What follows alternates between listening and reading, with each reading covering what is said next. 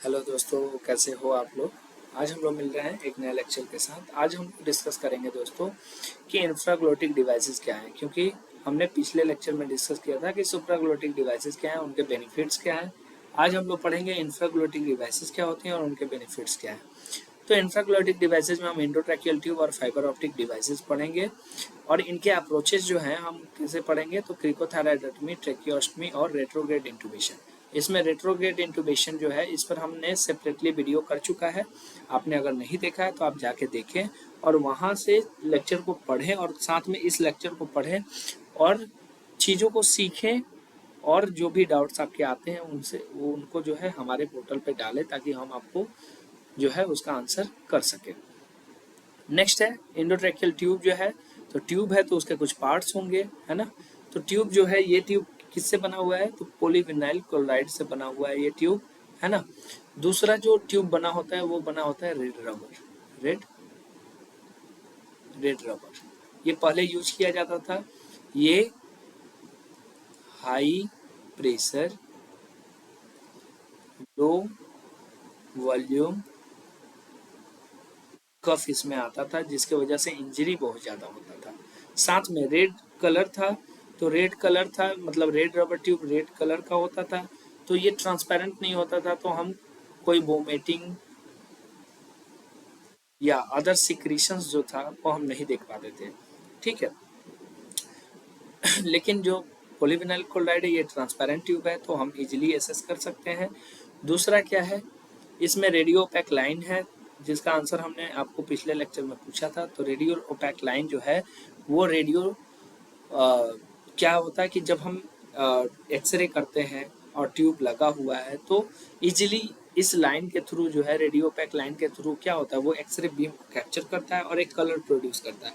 तो white line produce करेगा, जिससे पता चलेगा कि जो ट्यूब हमारा, अगर हम जांचना चाहते हैं तो उस पर्पज से भी बतलाएगा कि ट्यूब हमारे ट्रैकिया में है या इसोफेगस में है। ठीक है। तो ये रेडियो ओपैक लाइन का बेनिफिट होता है। साथ में यूनिवर्सल कनेक्टर होता है ना। 15 mm इसका जो डायमीटर होता है। नेक्स्ट है ए इन्फ्लेटिंग लाइन, है ना। और पायलट बलून, कफ, मर्फी आई का क्या पर्पस होता है, तो यहाँ पे एक छोटा सा जो है ओपनिंग होता है। अगर इसे बोलते हैं हम वीवेल, तो वीवेल किसी कारण से किसी सिक्रीशन से ब्लॉक हो गया तो मर्फी आई से क्या होगा, गैसेज जो है पेशेंट तक पहुंचेंगी। नेक्स्ट है कफ, ईटी ट्यूब कफ जो है।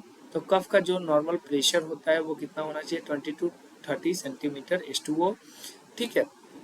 और ये प्रेशर हम किसके थ्रू मापते हैं, तो कफ मैनोमीटर मीटर के थ्रू मापते हैं।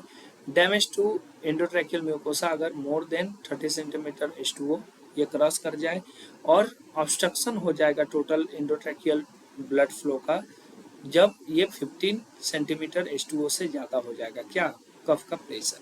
ठीक है। यूजुअली 10 ml एयर जो है वो सफिशियंट होता है कफ को इन्फ्लेट करने के लिए। अब इंक्रीज इन कफ प्रेशर कब होगा, तो पॉजिटिव प्रेशर वेंटिलेशन में, ventilation with N2O, bronchoconstriction में, लैरिंजियल स्पाजम में, एडिमा में। डिक्रीज इन कफ प्रेशर तो sedation, neuromuscular blockage, reduce core temperature, time और changes in body position.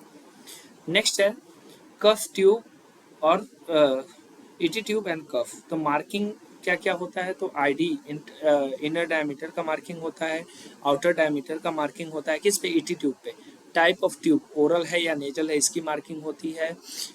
Implant tested की मार्किंग होती है। सिंगल यूज की मार्किंग होती है। सिंगल यूज की मार्किंग कुछ इस तरीके से आपको देखने को मिलता है।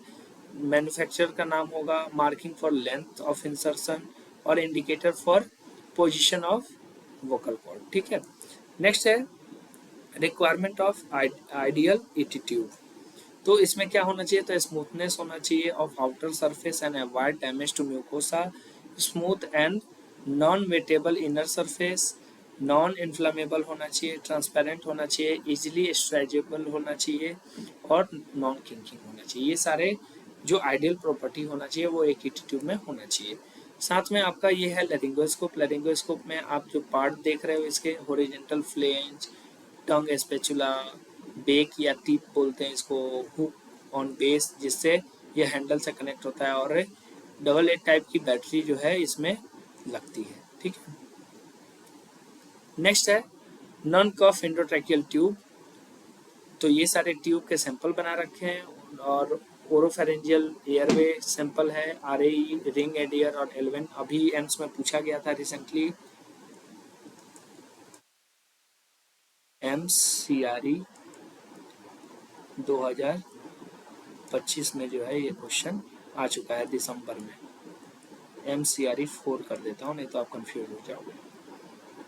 नेक्स्ट है ओरोफेरेंजियल एयरवेज। तो यूज क्या है, तो मेंटेन करना ओपन एयरवे को, prevent endotracheal tube occlusion, prevent tongue bite और facilitate suction, conduct for passing devices into oropharynx और obtain a better mask fit. Contraindication क्या होता है, तो गैग इंटेक्ट करता है ये गैग रिफ्लेक्स को और ओरोफेरेंजियल ग्रोथ को। नेक्स्ट है जो ओरोफेरेंजियल लेयर है उसके साइज और कलर। तो कलर कोडिंग दोस्तों आप याद रखना, इसमें कलर कोडिंग के हिसाब से साइजेस जो है वो दी गई है, तो ये कलर कोड आप याद रखना और ये साइजेस जो है आप याद रखना।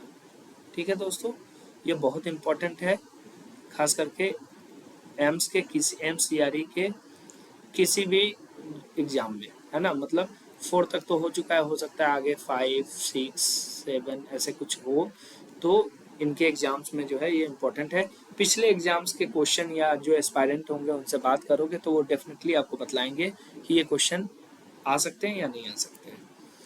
ठीक है, ये ग्यूडल जो है ओरोफेरेंजियल एयरवे डिवाइस है, उसका ये जो है वो टाइप पार्ट है। पार्ट में क्या क्या है, तो रेनफोर्स बाइट ब्लॉक है, ये बाइट ब्लॉक है, यहाँ पे पेशेंट का जो है अपर और लोअर इंसीजर आता है। और colour code range of size मैंने अभी आपको बतलाया, देखो रेड कलर है ना, रेड कलर यहाँ पे साइज 4।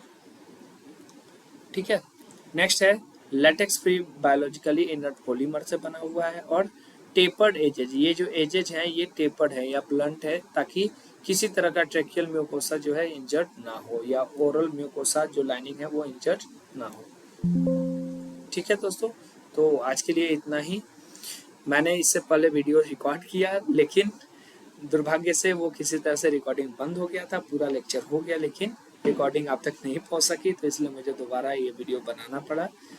आई होप हमारे मेहनत को आप थोड़ा बहुत जो है लाइक सब्सक्राइब शेयर से जो है अवार्ड करोगे, और आई होप सारे लेक्चर जो है आपको पसंद आ रहे होंगे। तो बने रहिए हमारे साथ, सीखिए सिखाइए और आप अपने डाउट्स जरूर पुट कीजिए, हमें बहुत अच्छा लगेगा आपके क्वेश्चन को आंसर करके। ऐसा नहीं है कि मैं आपको केवल सिखाता हूँ, आपके सिखाने के क्रम में मैं भी बहुत सारी चीज़ें सीखता हूँ, तो आप भी सीखिए और सिखाइए, है ना। जब भी आप दूसरों को एडुकेट करने जाएंगे तो सबसे पहले आप खुद को एडुकेट करेंगे। ठीक है, तो ये एक अच्छा नेचर है और इसे अपनाना चाहिए। ठीक है, जिससे आपका और आपके आसपास के लोगों का जो है वो ग्रोथ पॉसिबल हो पाएगा।